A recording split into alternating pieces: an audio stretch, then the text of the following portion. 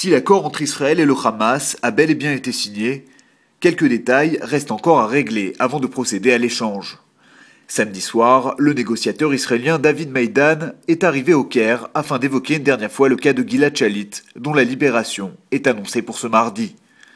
Selon les dernières informations transmises, le jeune soldat israélien sera transféré de la bande de Gaza vers l'Égypte via le poste frontalier de Rafah. Après avoir été examiné et authentifié par une équipe israélienne, Shalit regagnera son pays par avion militaire. Il sera alors accueilli par ses proches dans la base aérienne de Tel Nof, près de Tel Aviv, avant de regagner enfin sa maison de Mitzpéila, à bord d'un hélicoptère.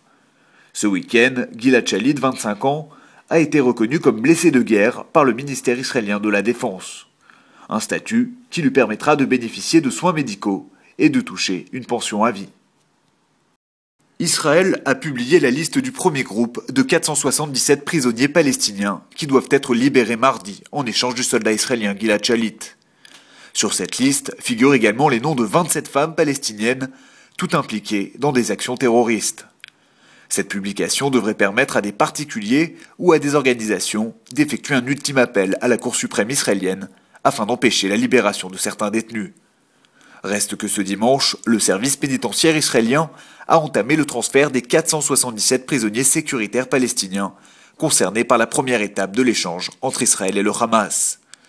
Ces derniers, en provenance de 11 prisons israéliennes, ont été regroupés dans le camp de Ketziot, tout près de la frontière avec l'Égypte. Les prisonniers subiront une dernière batterie de tests médicaux avant de regagner les territoires palestiniens ou d'être expulsés. Dans une seconde phase, qui pourrait intervenir dans 2 mois, 550 autres détenus palestiniens seront relâchés par Israël.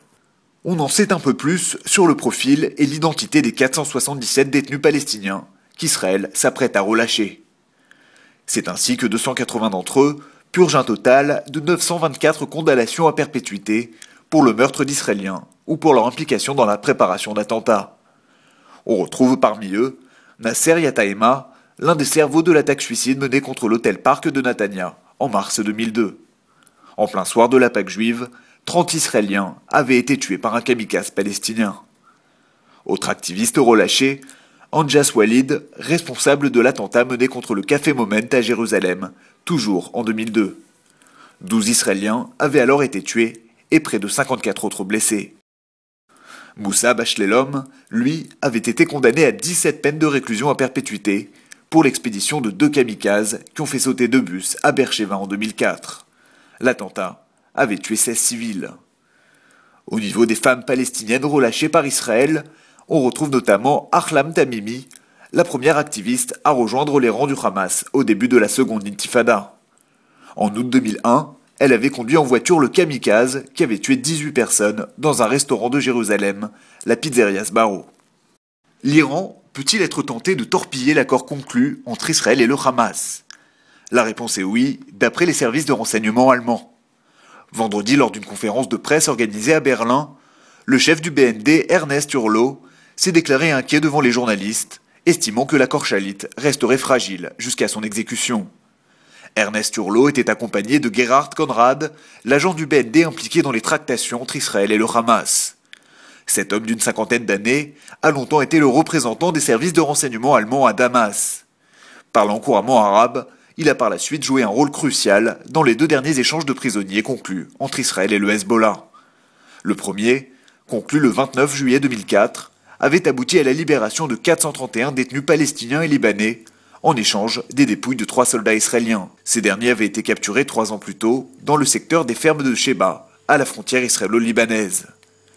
Le 15 juillet 2008, ce sont cette fois les corps d'Eldad Regev et d'Ehud Goldwasser, capturés juste avant la deuxième guerre du Liban, qui furent rendus à Israël en échange de 5 prisonniers libanais, au rang desquels figurait le terroriste Samir Kuntar. La libération prochaine de Gilad Shalit rappelle le sort du navigateur israélien Ron Arad, dont l'avion s'est écrasé au Liban il y a tout juste 25 ans. Sa capture a d'autant plus été vécue comme une tragédie nationale que son sort reste encore officiellement inconnu.